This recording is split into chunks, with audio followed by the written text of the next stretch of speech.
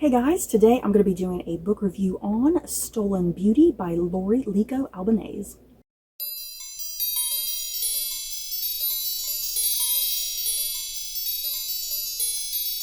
Stolen Beauty by Laurie Lico Albanese tells the story of Adele Bloch-Bauer, a young, wealthy Viennese woman who desires a world of art, intellect, and beauty, who comes into the circle of artist Gustav Klimt, becoming his model for the famous Woman in Gold painting. 40 years later, her niece, Maria Altmann, faces the horrors of World War II, escaping with her husband for a better life. When she discovers that the Nazis illegally stole the Woman in Gold painting, she spends the remainder of her life fighting to return what is rightfully hers. Let me start here before I head into my thoughts and feelings on the book. I initially picked this book up because I had seen the wonderful, terrific 2015 movie called The Woman in Gold. It starred Helen Mirren and Tatiana Maslany and Ryan Reynolds. I loved that movie. So for some reason, I thought that movie was an adaptation of this book. But when I compared the release dates, the movie came out in 2015, this book came out in 2017, so then it occurred to me, I was like, oh, wait, the movie is not an adaptation of this book.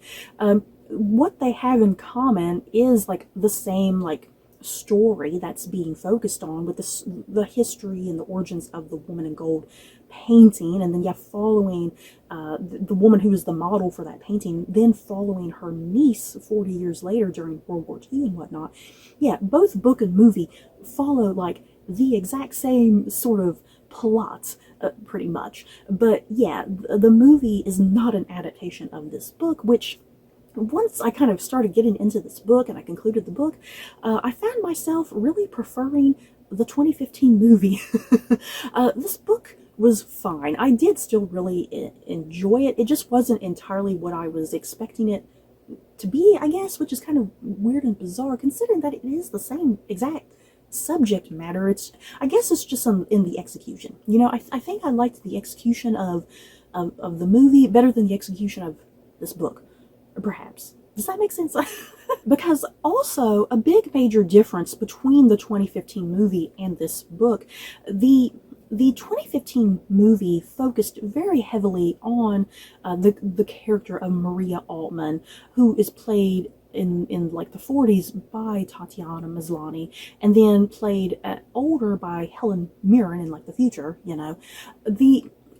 The movie was definitely very much all about Maria Altmann, her as a character and her journey and trying to reclaim the Woman in Gold painting, which her aunt was a model for, and then, during World War II, the Nazis illegally stole that painting. So the whole movie is about Helen Mirren, the older version of Maria, trying to reclaim that painting and whatnot, and having the flashbacks with Tatiana Maslany, kind of what's going on during the war. So I loved all of that. And this book definitely has that, with focusing on Maria Altmann and her journey and her story, but the good vast majority of this book is actually about Adele Bloch-Bauer, the woman who was the inspiration and the model for the Woman in Gold painting.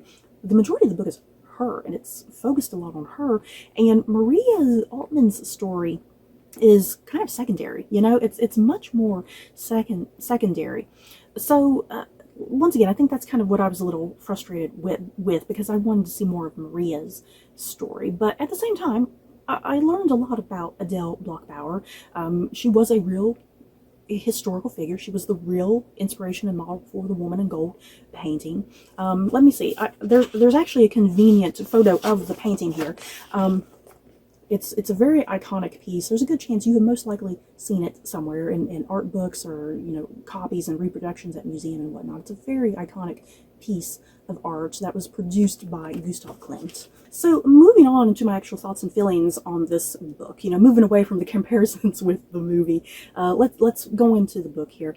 So what this novel is truly about, like I said, it is much more focused on Adele Bloch-Bauer, and she's a Viennese woman living in like the early like kind of the late 1800s into the very early 1900s and whatnot. And this is a book about a woman who feels very stifled in her life and very oppressed and whatnot. She's a woman who craves art and intellect and beauty. She craves just more in life. She doesn't want to just be stuck in a house as like the trophy wife. She is married to a very wealthy gentleman. She herself was wealthy. So this is how she kind of comes into the circle of artist Gustav Klimt, you know, through mutual acquaintances and mutual circles and whatnot. Her and other like wealthy-minded people and artistic-minded people, they all come into this circle, and yeah, they all sit around talking about art and what art is and what art feels like. You know, there's a lot of art talk in this book, you know, the role, the function, the purpose of art, what it's meant to do, what it's meant to do to you, that you need to have some sort of feeling and connection to it, and it's going to be different for individuals. Art is going to speak very differently. So yeah, a vast majority of this book is Adele's journey, being a woman during this time period and trying to find her role and her function, but also find the things that she desires, you know, what her interests are. She is not just the property of her husband. She is a human being too, with her own interests. So her niece, Maria Altman, is born eventually, you know, over the course of this book as we're seeing Adele's story. And we do have very brief glimpses of what Maria's relationship as a little girl was like with her aunt prior to her aunt's tragic passing. Adele Bloch-Bauer, historically, she got really sick and she died pretty young. She didn't live to be very old, but yeah, she died kind of little ways before like World War II happened and whatnot. So yeah, that relationship, even though it was kind of a short-lived relationship between aunt and niece, the thing is Maria Altman still takes a lot out of those brief memories that she has with her niece, with her aunt, and kind of the encouragement and wisdom she got from her aunt. You know, her aunt who lived a life of luxury, but also a life of, you know, desiring to go out there and do more. So Maria kind of has that mentality too, you know, I want to be like my aunt, you know, I want to have certain types of freedoms and be who I want to be and express who I want to be. So yeah, the narrative structure of this book, I've not really gone into the narrative structure of this book.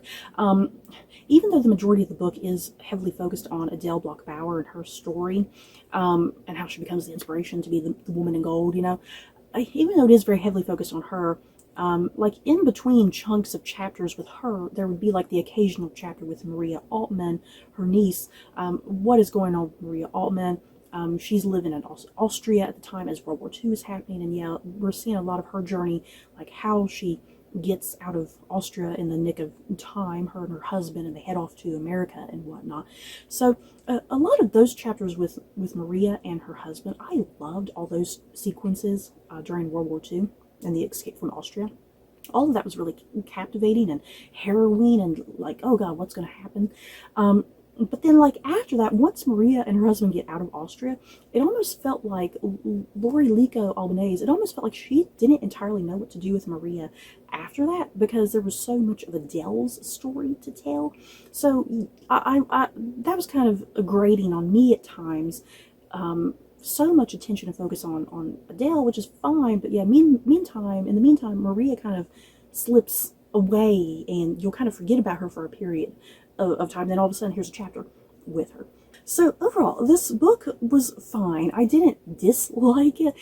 My problem is just more of my own personal disappointment, you know, because I came into this book expecting it to be like the 2015 movie, and it wasn't. So that's a me problem. Other people may find this book way more interesting. I do think this is a worthwhile read. It's really unique and different, focusing on Adele Bloch-Bauer, how she becomes the muse of Gustav Klimt, kind of their affair that they have behind the scenes. If they really did have an affair, that book kind of plays around with this.